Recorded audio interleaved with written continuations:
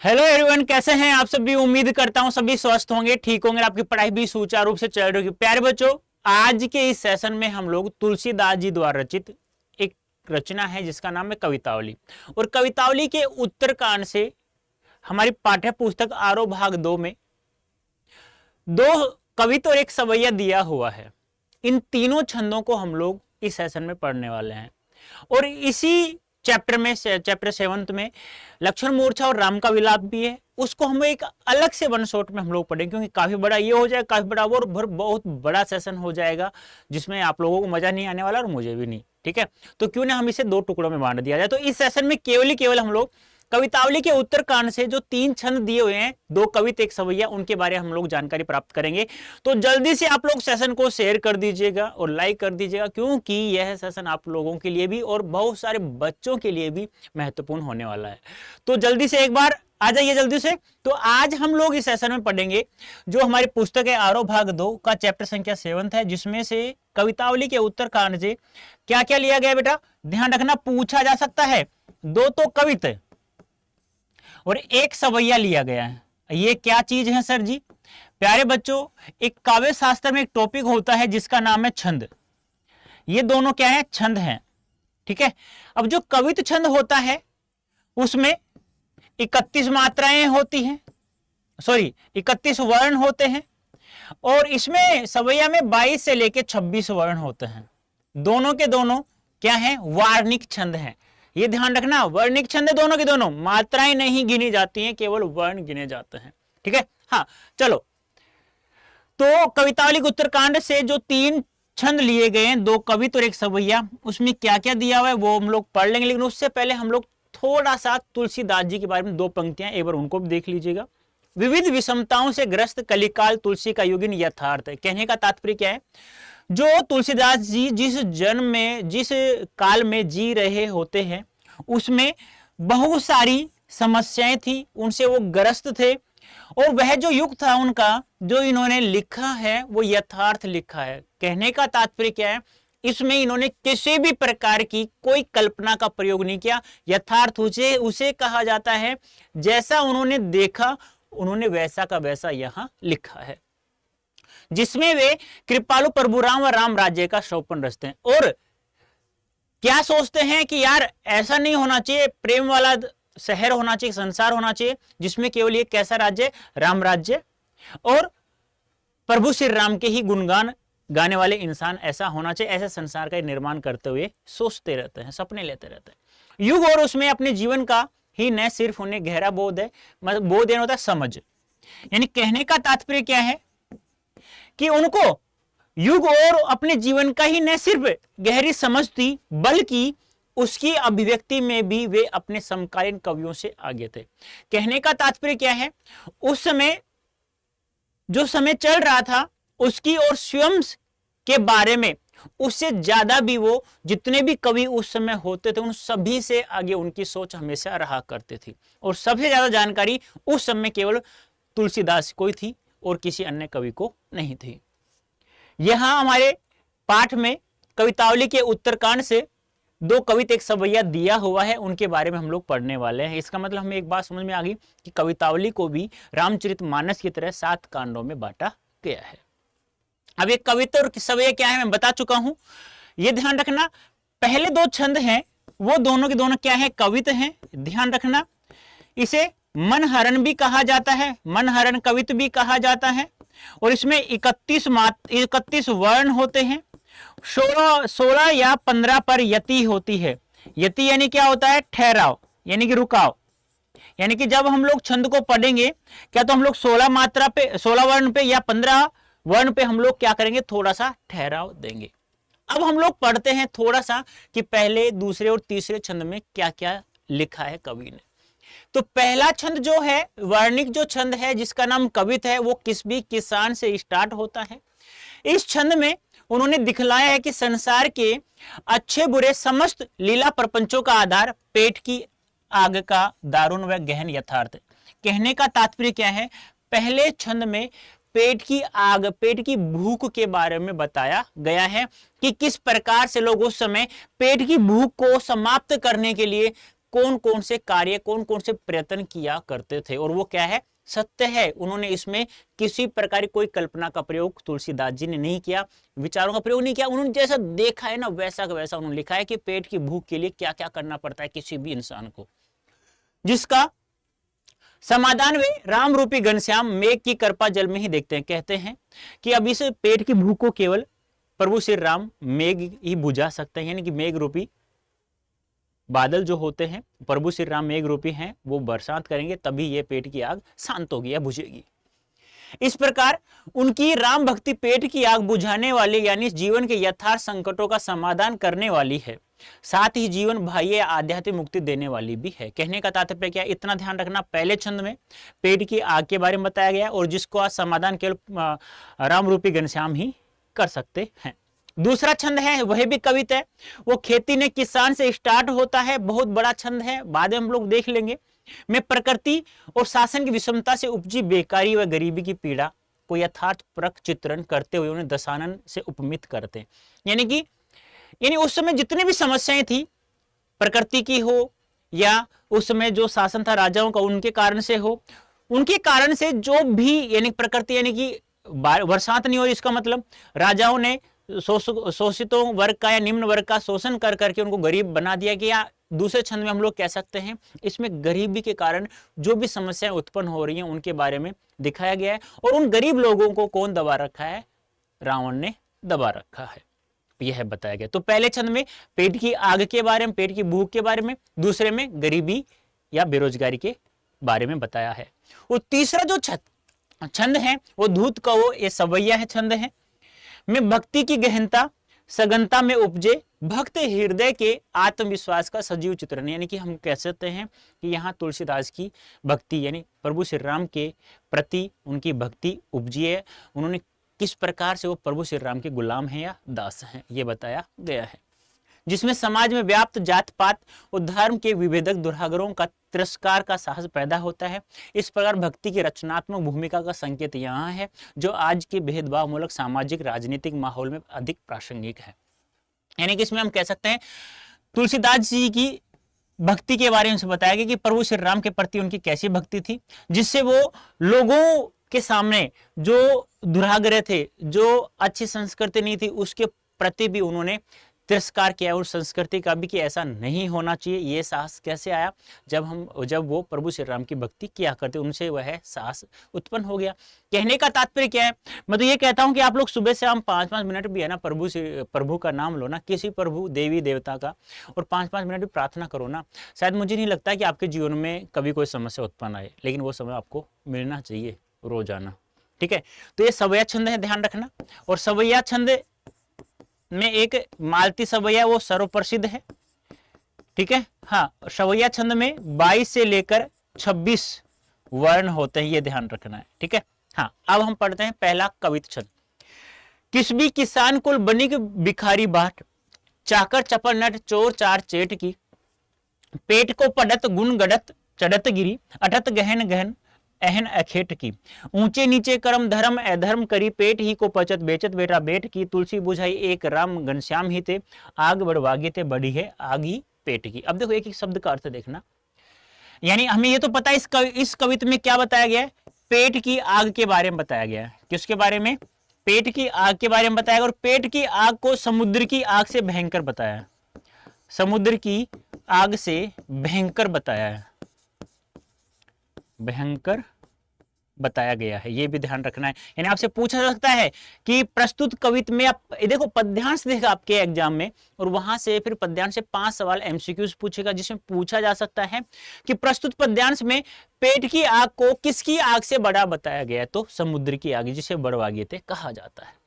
और इस कविता में हमें पता है कि पेट की आग के बारे में यानी पेट की भूख यानी कि आग के बारे में बताया गया है।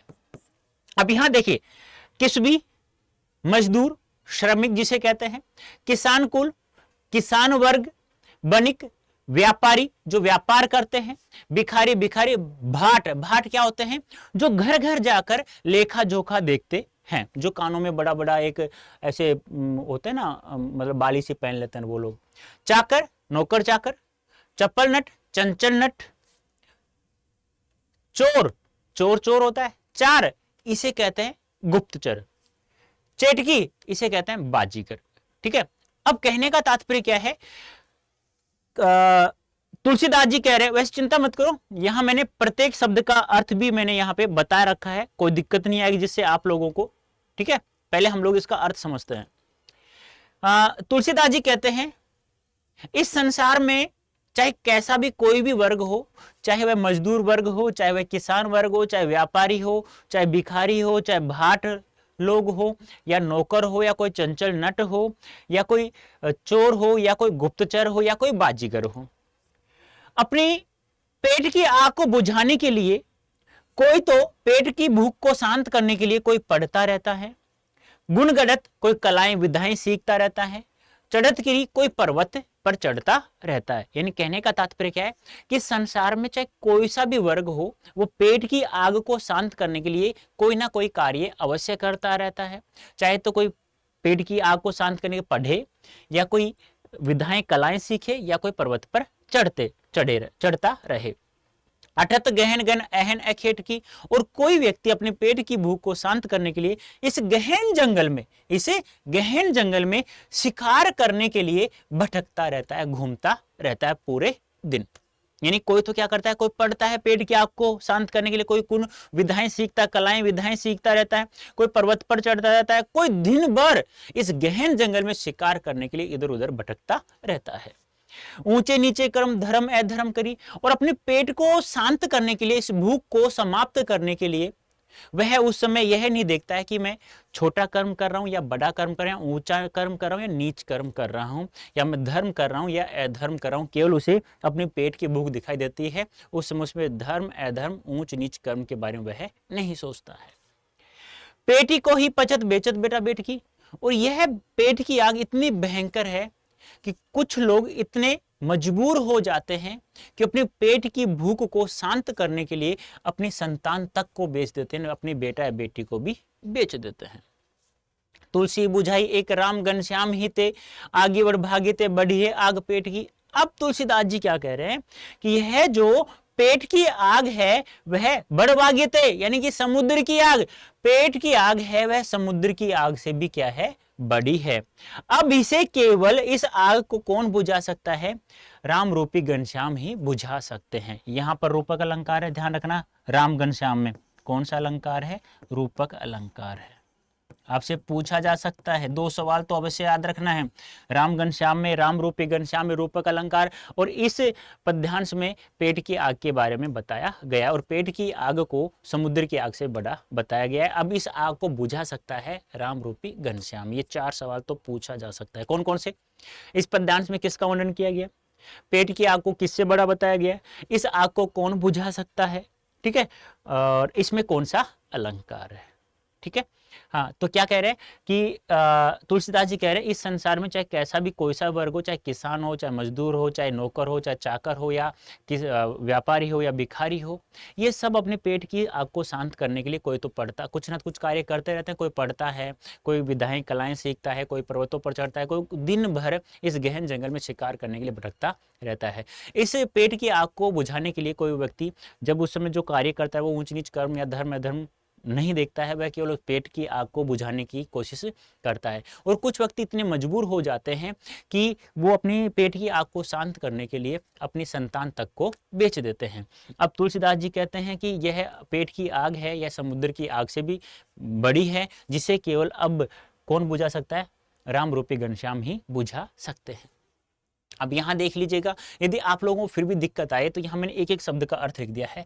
किसबी धंधा यानी मजदूर श्रमिक जिसे कहते हैं, किसान कुल कृषक वर्ग किसान जो होता है, बनिक व्यापारी बनिया, भाट चारण लोग जो घर घर जाकर लेखा जोखा रखते हैं, चाकर नौकर सेवक होता है, चपल नट चंचल नट या कर्तव्य दिखाने वाले होते हैं, 4 गुप्तचर दूत हलकारे को, चेटकी बाजीगर जादूगर को, पेट को पढ़त पेट के लिए पढ़ते हैं, गुणगणत तरह तरह की उपाय करना, तरह तरह की कलाएं विधाएं सीखना, चढ़त चढ़ना, गिरी पर्वत या पहाड़, अटत घूमना, गहन जंगल में, अहन होता है दिन, अखेट की शिकारी करना, शिकारी, कर्म कार्य करते हैं, पेट को ही पचत पेट पालने के लिए मरते हैं या पचते हैं, बचत बेचते हैं या बेचना, बेटा पुत्र बेटकी पुत्री, बुझाई बुझाना।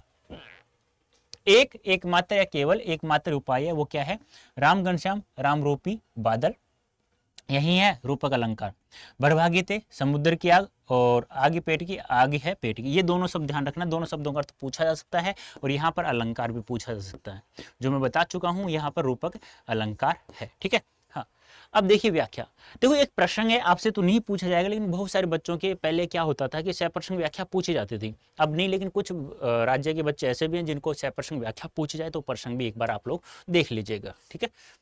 व्याख्या, इस कवित्व में तुलसीदास जी, देखो ये व्याख्या मैंने समझा दी, आपको समझ में आ गई, लेकिन फिर भी क्यों लिखा है? क्योंकि आप लोग गलती न कर दो, इसलिए बेटा मैं चाहता हूँ आपकी बार हिंदी में ना 100 में 100 नंबर कोई लेकर आएगा। कोई नहीं, मैं मानता हूँ, मैं उससे जितने बच्चे पढ़े वो सब लेके आए। क्या आप मेरे इस उद्देश्य को पूरा करने के लिए आप लोग मेरा साथ देंगे? तो साथ देंगे तो बेटा रोजाना जब भी सेशन अपलोड होता है तो आप लोग जरूर देखेंगे, ठीक है। इस कवित्व में तुलसीदास जी कहते हैं कि संसार के सभी वर्ग, जैसे मजदूर, किसान वर्ग, व्यापारी, भिखारी, चारण, नौकर, चंचल नट, चोर, गुप्तचर, बाजीगर आदि पेट भरने के लिए अनेक काम करते हैं। कोई पढ़ता है, कोई अनेक तरह की कलाएं विधाएं सीखता है, कोई पर्वत पर चढ़ता है, तो कोई दिन भर गहन जंगल में शिकार की खोज में भटकता रहता है।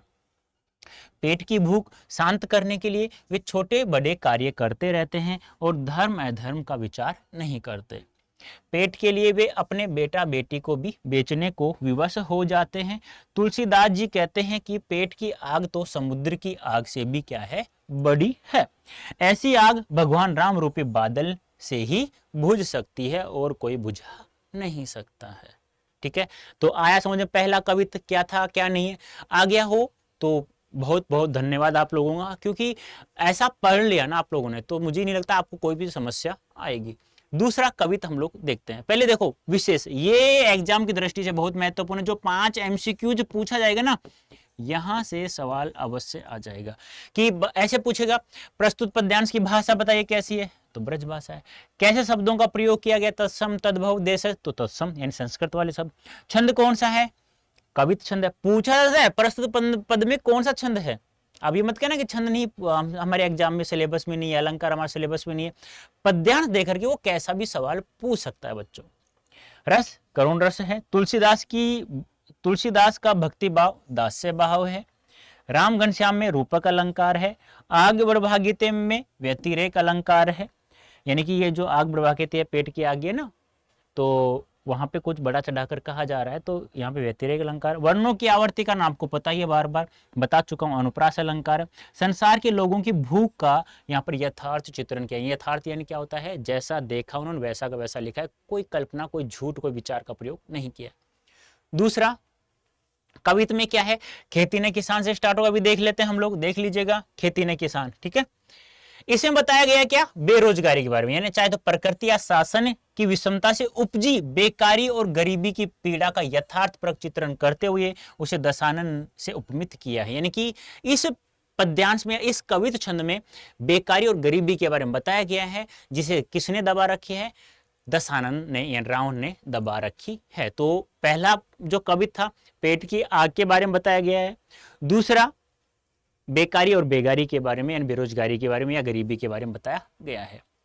कवि कह रहा है, खेती ने किसान को, भिखारी को न भीख बली, बनिक को बनिज ने चाकर को चाकरी, जीविका विहीन लोग सिद्धमान सोच बस, कहे एक एकन सो कहां जाई काकरी, वेदहु पुराण कही लोक बिलोक यत साकरे सभ्य पे राम रावरे कृपा करी, दारिद्र दशानन दबाई दुनी दीन बंधु दुरित दहन देखी तुलसी आह करी। देखो किसी भी पद्यांश का यदि आप लोग अर्थ समझना चाहते हो ना, तो एक बार आराम, मैंने तो बहुत फास्ट पढ़ा है क्योंकि मुझे समझाना है ना कि एक शब्द को, तो उस पद्यांश को एक बार धीरे धीरे पढ़ना है आप लोगों को, फिर एक एक शब्द का अर्थ याद करना है। ये याद होता है तो ठीक है, लेकिन जैसे मैं जो कहानी बता रहा हूँ उस कहानी के रूप में आप लोगों को याद करना है, क्योंकि मैं कम से कम 2 या 3 बार तो रिपीट कर ही रहा हूँ।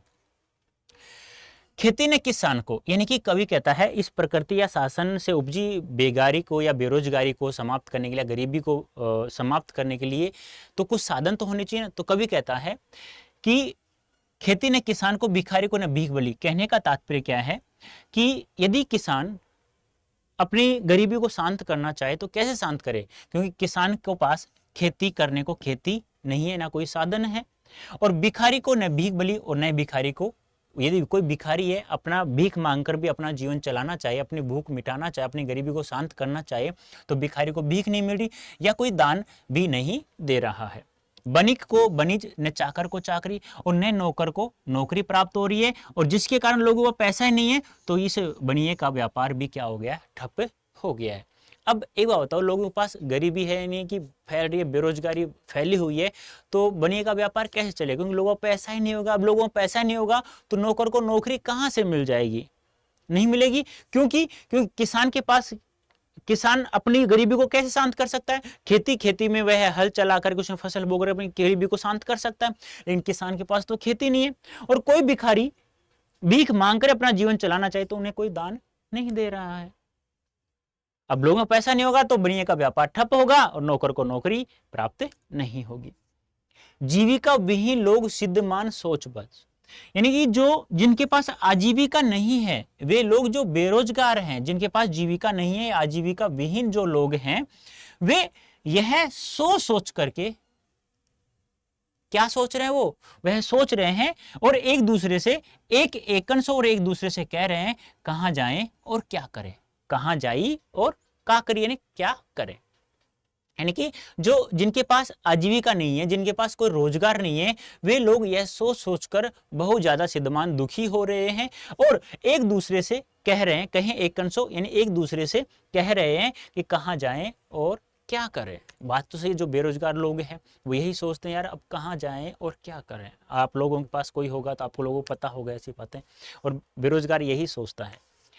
अब तुलसीदास जी कहते हैं वेदो पुराण कही लोक में बिलोकियत, यानी वेद पुराण में भी कहा गया है और लोक हो बिलोकियत, यानी इस संसार में भी देखा गया है। बिलोकियत यानी देखा गया है, लोक यानी संसार, इस संसार में भी देखा गया है और वेद पुराण में भी कहा गया है। क्या?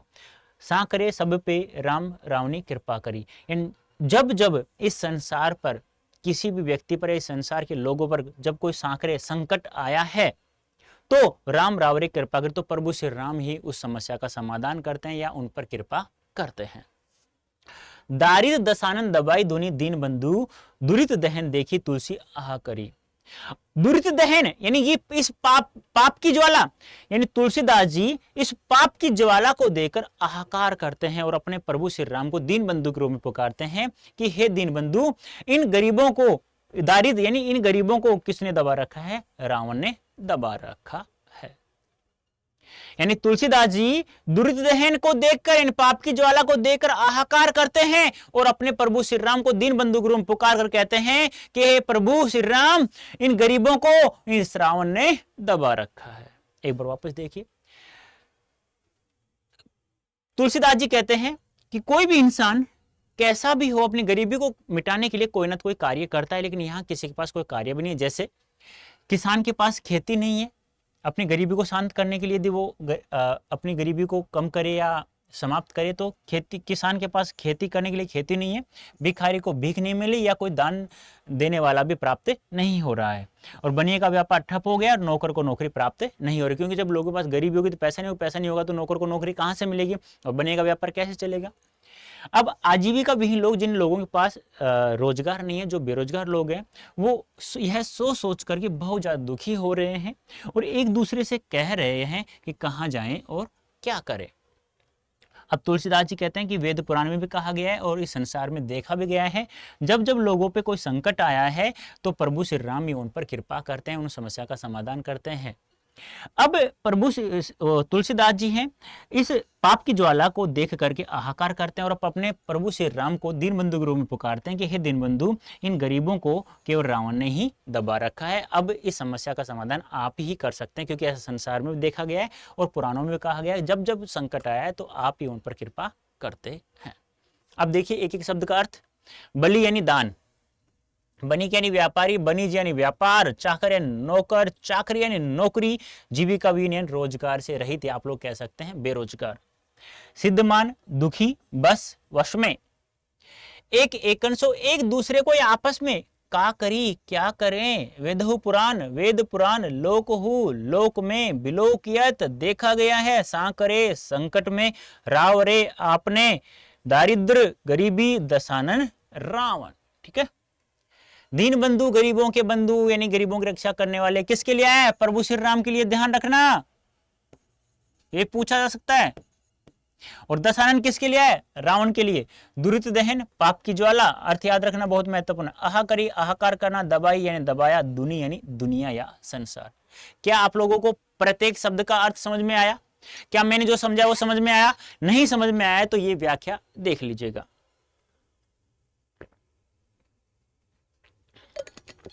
ये प्रसंग है, जिन बच्चों से पूछा जाता है वो देख लेना, एक बार व्याख्या देख लीजिएगा। तुलसीदास जी कहते हैं कि इस समय अकाल की भयानक स्थिति है। किसानों के पास खेती करने के लिए न खेती है और न ही साधन है। किसानों के पास खेती करने न खेती न कोई साधन है।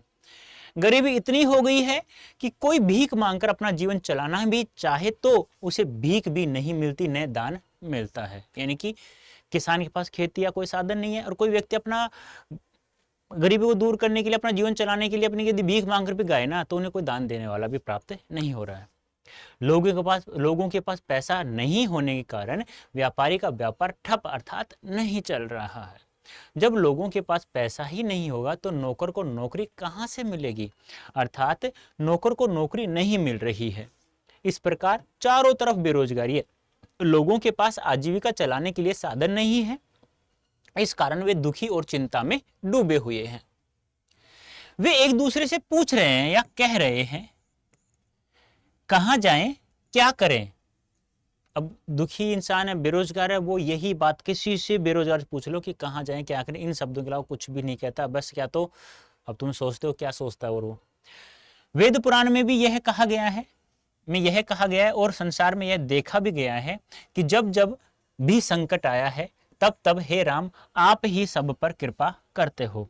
हे दीनबंधु, इस समय दरिद्रता रूपी रावण ने पूरे संसार को दबा रखा है, अर्थात यह दुनिया त्रस्त हो गई है और पाप की ज्वाला में जलते हुए संसार को देखकर तुलसीदास हाहाकार कर उठते हैं और अपने प्रभु को दीनबंधु कहकर पुकारते हैं और कहते हैं कि अब आप ही इस संसार का उद्धार कर सकते हैं, इनका भला अब आप ही कर सकते हैं, क्योंकि ऐसा पुराण में भी और संसार में भी, पुराण में कहा गया है और संसार में देखा गया है। विशेष ध्यान रखना, भाषा ब्रज तत्सम शब्दों का प्रयोग, छंद कवित है ही, रस करुण है ही, तुलसी का भक्ति भाव, दास्य भाव, ये सेम आ रहा है। अब ये ध्यान रखना है अलग से तीनों। दारिद्र दशानन रूपक अलंकार है, दरिद्रता रूपी रावण, अर्थ ये हो गया दरिद्रता रूपी रावण।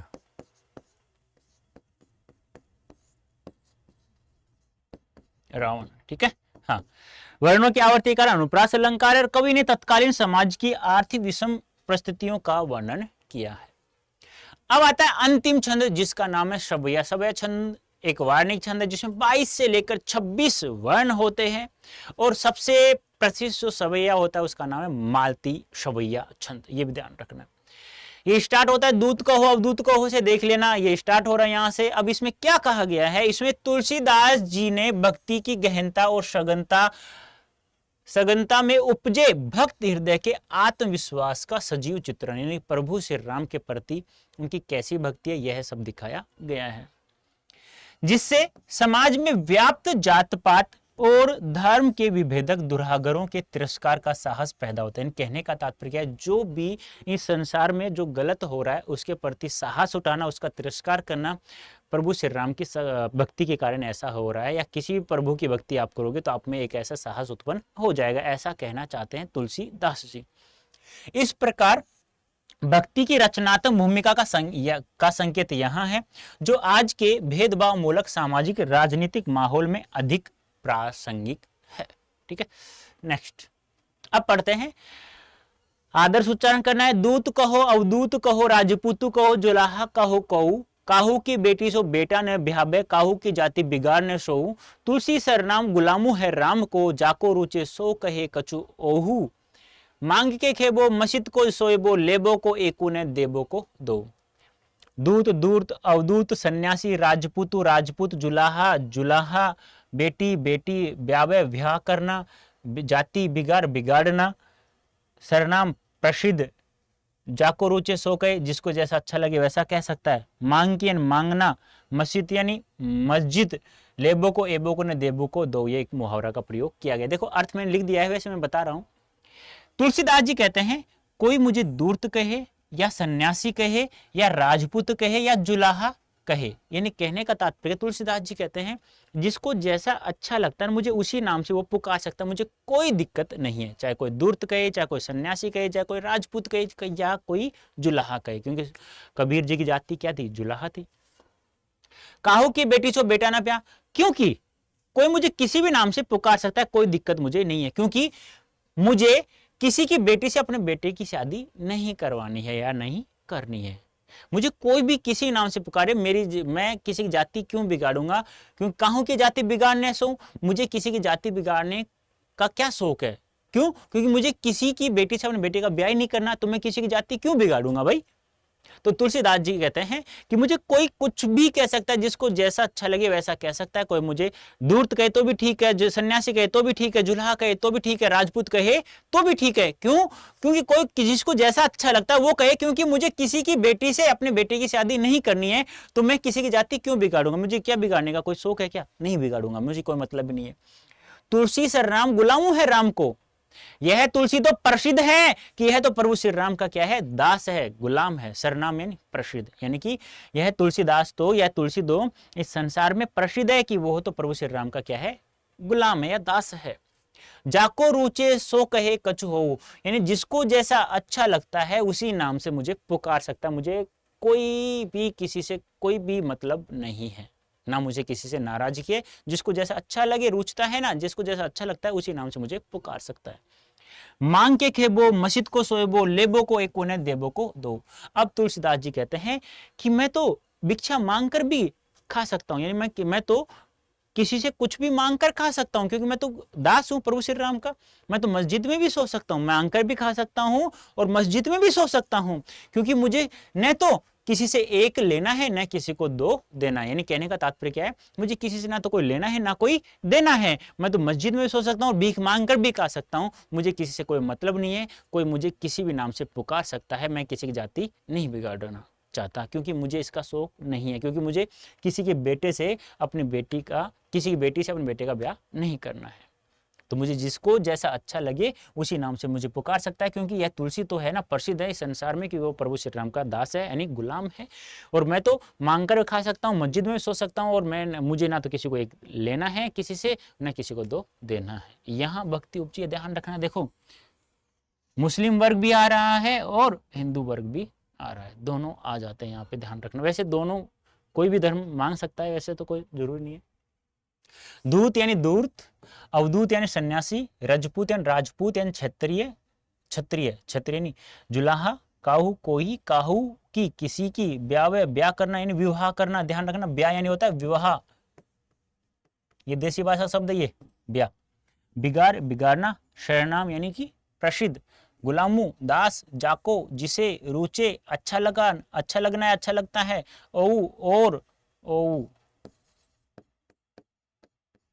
मांगी मांगना, खेबो खाना या खाऊंगा, मस्जिद मस्जिद, सोएबो सोना या सोऊंगा, लेबो को लेने का, एकू ने एक नहीं, देबो देने का, दो। ठीक है, अब प्रसंग है ये देख लीजिएगा व्याख्या। ठीक है, तुलसीदास जी कहते हैं कि चाहे तुम संसार मुझे दूर्त कहो या सन्यासी कहो या राजपूत कहो या फिर जुलाहा कहो, मुझे इन सब से कोई फर्क नहीं पड़ता, अर्थात मुझे किसी की जाति से कोई मतलब नहीं है, क्योंकि मुझे किसी की बेटी से अपने बेटे का विवाह नहीं करना और न ही मुझे किसी से सामाजिक रिश्ता जोड़कर उसकी जाति खराब या बिगाड़ने का शौक है।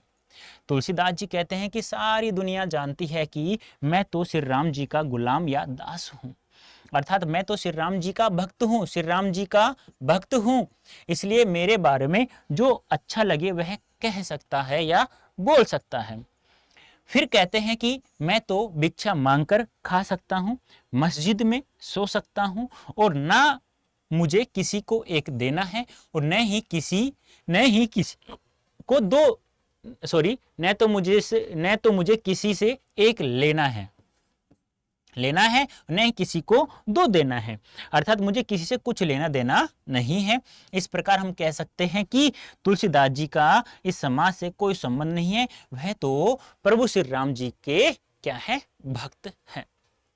विशेष भाषा ब्रज है, तत्सम शब्दों का प्रयोग है, लेकिन यहाँ छंद बदल गया है, सवैया है, दो में कवित था, शांत रस है, दोनों में कवित्व में करुण था। तुलसी का भक्ति भाव दास्य भाव है। लेबो को एक ने देवो को दो मुहावरे का प्रयोग हुआ है।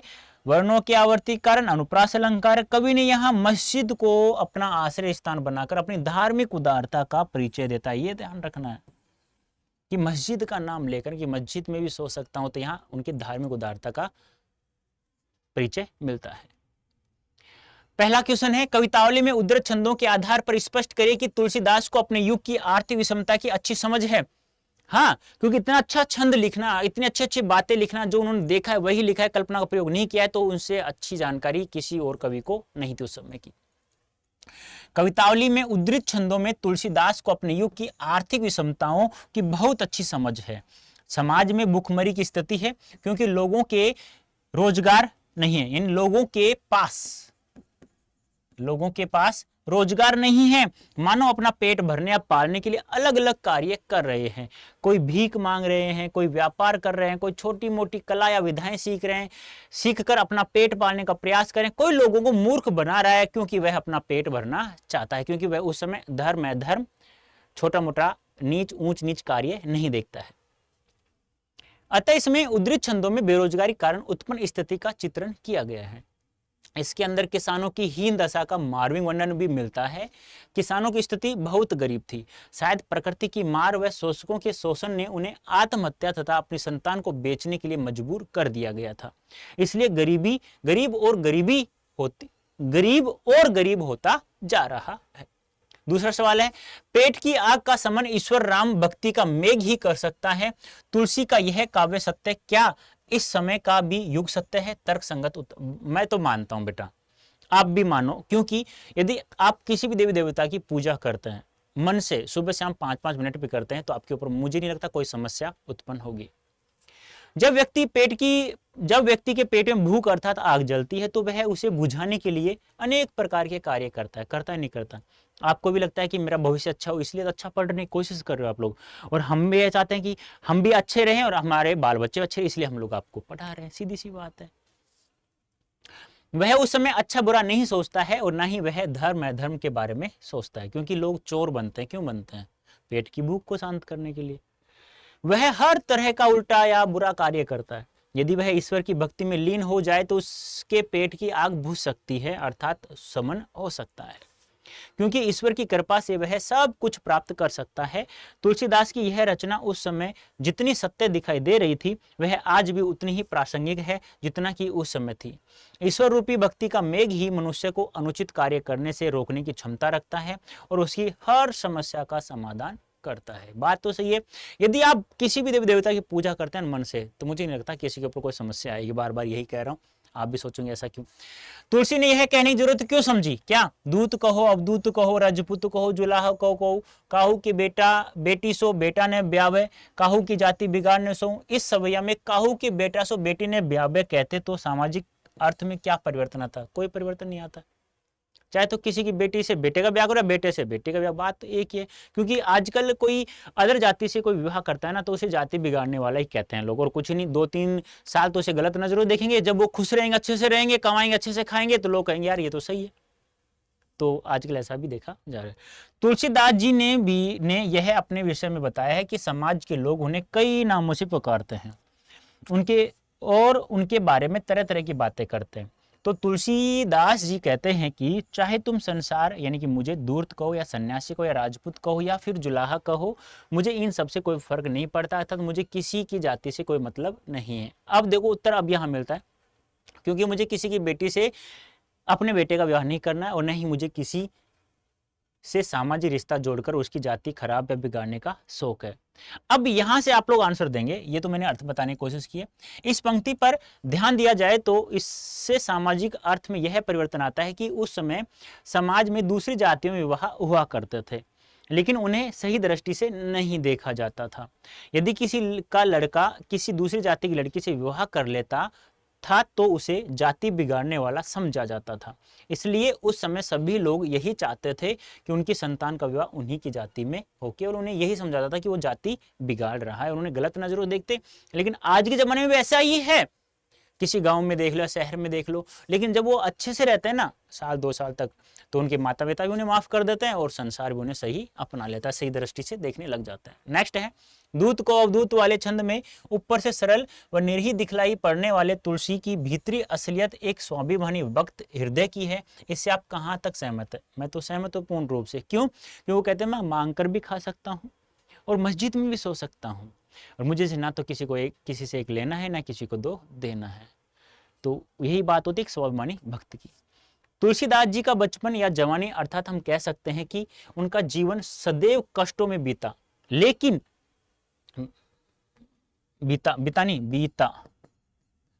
लेकिन उन्होंने अपने स्वाभिमान को जगाए रखा। उनके गुरु नर हरियानंद जी के प्रभाव वे राम भक्त कवि बने, के प्रभाव से वे राम भक्त कवि बने। उनके गुरु का नाम था नर हरियानंद जी या नर हरिदास जी। अपने स्वाभिमान के कारण ही उनका भक्ति भाव दास्य भाव की भक्ति थी। वे प्रभु श्री राम के सामने गिड़गिड़ाते नहीं, बल्कि जो कुछ उनसे प्राप्त करना चाहते हैं तो वे भक्त के अधिकार के रूप में प्राप्त करना चाहते हैं। उन्होंने अपने स्वाभिमानी भक्ति का परिचय देते हुए प्रभु श्री राम से यही कहा कि मुझ पर कृपा भक्त समझकर करना, न कि कोई भिखारी समझकर। बात तो सही, उन्होंने यह भी कहा है कि हे प्रभु श्री राम, यदि मुझे आप कुछ देना चाहते हो ना, तो मुझे भक्त समझकर ही देना, भिखारी समझकर मुझे नहीं है लेना है। ठीक है। तो बेटा ये था आज कवितावली के उत्तरखंड से वन शॉट हम लोगों ने देखा। अब प्यारे बच्चों, आप लोग चाहते हैं कि हम लोग हिस्ट्री, पॉलिटिकल, इकोनॉमिक्स, इंग्लिश और हिंदी लैंग्वेज में भी यदि हम लोग 100% मार्क्स प्राप्त कर सकेंगे इस बार, तो मैं आप लोगों को यहाँ एक कोड दिखाई दे रहा है Y551। इस कोड का प्रयोग करके आप लोग हमारे स्पार्क बैच से ज्वाइन कर सकते हैं, जिससे आप लोगों की समस्या का समाधान हो जाएगा और आपको 100% मार्क्स भी प्राप्त हो जाएंगे। इतनी मैं गारंटी देता हूँ, चाहे इकोनॉमिक्स हो, चाहे हिस्ट्री हो, चाहे पॉलिटिकल हो, चाहे आपका इंग्लिश हो। ठीक है, तो कोई सा भी तो आप लोग यहाँ लिखेंगे अड्डा 24/7। जैसे अड्डा 24 टाइप कर देंगे तो यहाँ से आप लोग सेलेक्ट करेंगे। उसके बाद यहाँ ऑल कोर्सेज में जाना है, जब तक वो घूमता रहेगा, जब तक कुछ नहीं होगा। अब जाना है आपको, ठीक है, यहाँ स्कूल K12 में जाना है। उसके बाद यहाँ CBSE बोर्ड क्लास 12th में जाना है। अब यहाँ देखो स्पार्क आर्ट्स बैच है ना, यहाँ सेलेक्ट कर लो। अब यहाँ से आपको जितने भी सब्जेक्ट है ना, इंग्लिश, इकोनॉमिक्स, हिस्ट्री, पॉलिटिकल, सभी में यदि आप लोगों को 100% मार्क्स चाहिए तो यहाँ आपको कोड यूज करना है। कोड क्या है बेटा? Y551। क्या है? Y551।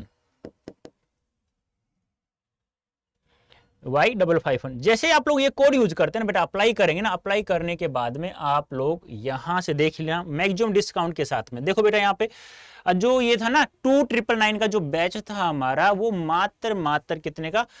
2399 का पड़ जाता है हमारे। ये भी है ना कब? जब आप लोग ये कोड यूज करेंगे Y551। तो आप लोग आर्ट्स में हो, यानी कि आपके पास सब्जेक्ट चाहे हिस्ट्री हो, चाहे पॉलिटिकल हो, चाहे इकोनॉमिक्स को, चाहे इंग्लिश हो, प्रत्येक सब्जेक्ट में यदि 100% मार्क्स प्राप्त करना है तो आप लोग स्पार्क बैच में इनरोल हो सकते हैं और इस कोड का प्रयोग करेंगे तो आपको मैक्सिमम डिस्काउंट प्राप्त होगा।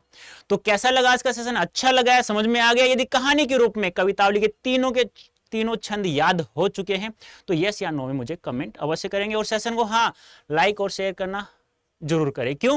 क्योंकि एक ऐसी वस्तु है लाइक करना या कुछ कमेंट करना जो लिखने में मजा आता है, पढ़ने में भी आनंद आता है, और सब तरह से जब आनंद प्राप्त हो तो ऐसा कार्य हमें अवश्य करना चाहिए। तो प्यारे बच्चों, अभी के लिए इतना ही। धन्यवाद। Thank you so much.